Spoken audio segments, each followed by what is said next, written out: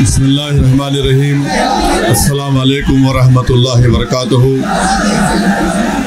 सदर मोहतरम all India Muslim personal हज़रत मौलाना खालिद सैफुल्लाह रहमानी साहब शहनशीन व तशरीफ़ फरमा, कौम और मिल्लत के तंजीमों के ज़िम्मेदारान, मेरे साथी अरकान पार्लिमान, दीगर सियासी पार्टी के ज़िम्मेदार, मोअज़्ज़िज़ हाज़रीन इकराम, बुज़ुर्गान कौम और मिल्लत,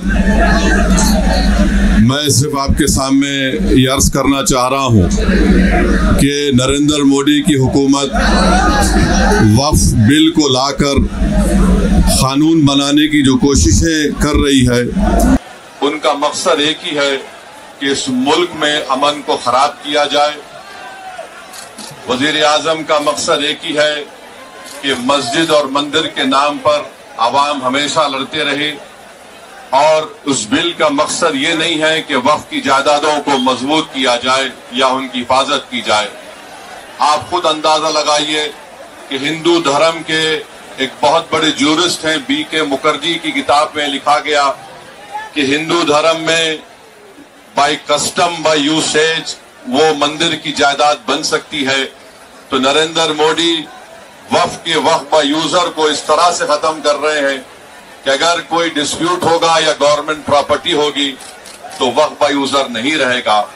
दिल्ली में 123 वक्फ की जायदादें हैं, जिस पर दिल्ली हुकूमत का दावा यह है, मरकजी हुकूमत का, कि ये गवर्नमेंट की प्रॉपर्टी है। कलेक्टर को इख्तियार देने का मतलब यही है कि कलेक्टर हुकूमत के हक में फैसला देगा। जिस मस्जिद के इमाम हमारे भाई मौलाना मुहिबुल्लाह नदवी साहब हैं, वहां पर मरकजी हुकूमत कहती है कि वो गवर्नमेंट की प्रॉपर्टी है। अगर कल खुदा ना खास्ता ये कानून बनेगा तो कोई भी जाकर मरकजी हुकूमत की तरफ से, दिल्ली सरकार की तरफ से वहां पर एक नोटिस लगा देगा कि ये वक्फ की प्रॉपर्टी नहीं है।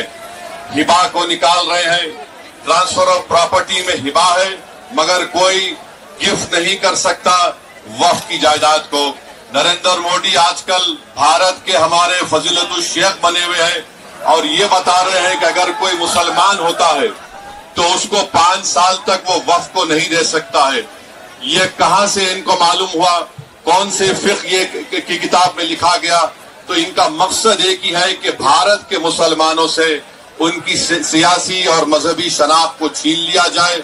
मैं आपको बता रहा हूं कि इस बिल का मकसद मुसलमानों से मस्जिदों को छीनना, दरगाहों को छीनना, कब्रिस्तानों को छीनना, इवैक्यू प्रॉपर्टीज को छीन लेना, ये मकसद नरेंद्र मोदी की हुकूमत का है। और हम कॉशन कर रहे हैं चंद्रबाबू नायडू को, हमारे पासवान साहब को और नीतीश कुमार को, याद रखिए दुनिया जब तक कायम रहेगी, अगर आप इस वक्त नाजुक वक्त में इस बिल की तायीद करेंगे तो आपको मुसलमान कभी नहीं माफ करेगा, क्योंकि आपकी तायीद की वजह से ये बिल कानून बनेगा। इसलिए हम उनसे भी कह रहे हैं कि आप इस गैर अनकॉन्स्टिट्यूशनल बिल की तायीद मत करिए। हमारा मुतालबा सिर्फ यही है, अगर हिंदू धर्म की प्रॉपर्टीज में, मंदिरों में, सिखों के गुरुद्वारा में कोई गैर सिख या गैर हिंदू मेंबर नहीं बन सकता तो मुसलमान के इस वक्त में क्यों बन सकता है? तो ये तमाम चीजें हैं। हम उम्मीद करते हैं कि हुकूमत इसका नोटिस लेगी।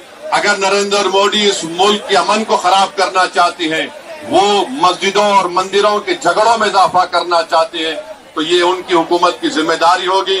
मैं यहाँ पर शुक्रिया अदा करना चाहूंगा हमारे ज्वाइंट वर्किंग कमेटी पार्लियामेंट के तमाम अरकान का, और खास तौर से कल्याण बनर्जी साहब का, TMC के राजा साहब का, DMK का, हमारे नासिर भाई का और मुहिबुल्लाह नदवी साहब का। हमने तमाम बड़ी कोशिशें की, हमने अपनी अपनी डिसेंट रिपोर्ट को दिया, और ये अनकॉन्स्टिट्यूशनल है, इसका कोई भी फायदा वक्फ को नहीं होगा।